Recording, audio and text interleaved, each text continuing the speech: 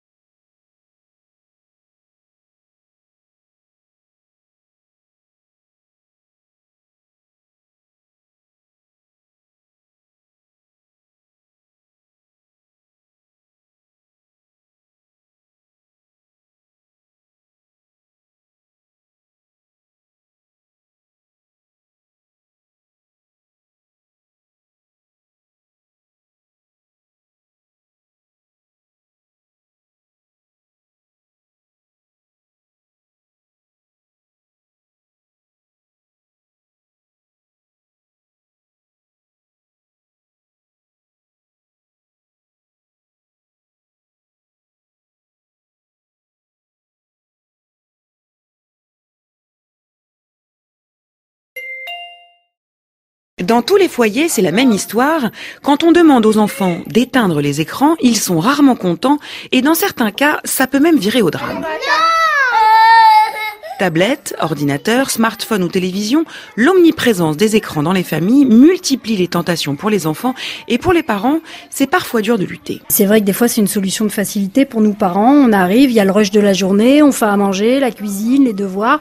Et ben voilà, on donne un petit portable, 5 minutes, une tablette, on a la paix. Et ce qui est très difficile aussi, c'est qu'effectivement quand on a plusieurs enfants à la maison, si jamais on dit à la grande, bon allez je te laisse 10 minutes, t'as le droit de faire un petit jeu sur le smartphone, tout le monde arrive et du coup, ça multiplie le temps d'exposition de chaque gamin. La surexposition aux écrans, c'est précisément ce qui préoccupe la psychologue clinicienne Sabine Duflo. Elle met en garde contre les effets dévastateurs sur les plus petits. Les écrans surstimulent l'attention réflexe parce que ça bouge de partout et quand elle est surstimulée, l'attention volontaire, qu'on appelle aussi concentration, qui est le socle, la base de tous les apprentissages, ne peut pas se développer. Donc, retard de langage, retard d'attention et trouble du sommeil. Autre point noir, l'addiction aux jeux vidéo.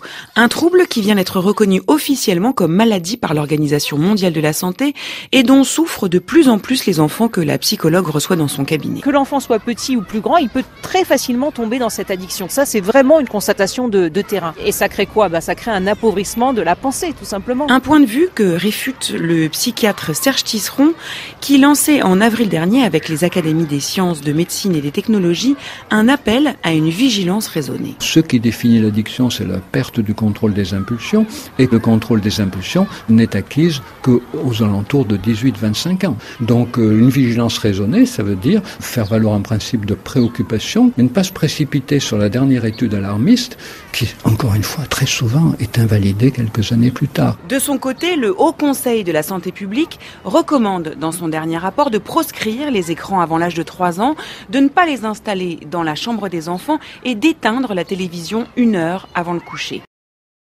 Copyright RFI. Répondez.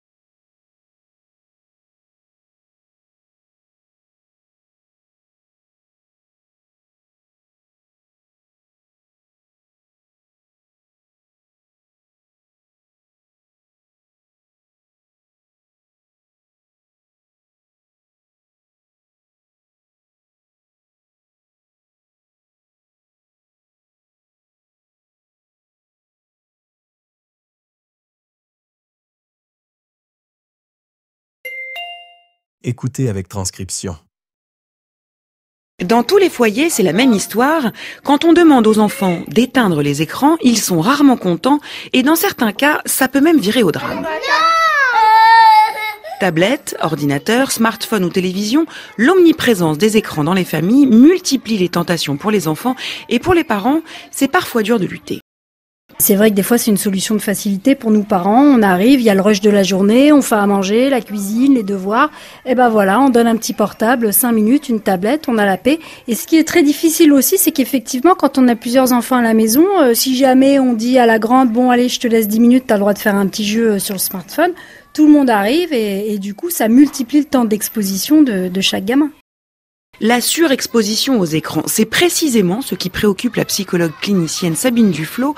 Elle met en garde contre les effets dévastateurs sur les plus petits. Les écrans surstimulent l'attention réflexe parce que ça bouge de partout et quand elle est surstimulée, l'attention volontaire, qu'on appelle aussi concentration, qui est le socle, la base de tous les apprentissages, ne peut pas se développer. Donc retard de langage, retard d'attention et trouble du sommeil. Autre point noir, l'addiction aux jeux vidéo.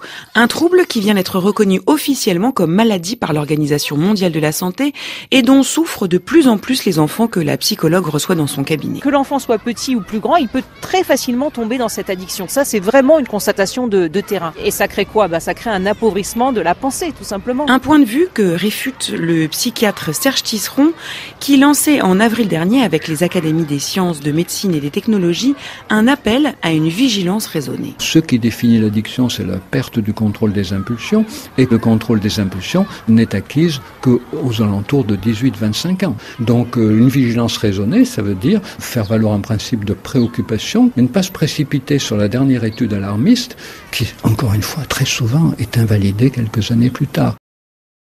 De son côté, le Haut Conseil de la santé publique recommande dans son dernier rapport de proscrire les écrans avant l'âge de 3 ans, de ne pas les installer dans la chambre des enfants et d'éteindre la télévision 1 heure avant le coucher. Copyright RFI.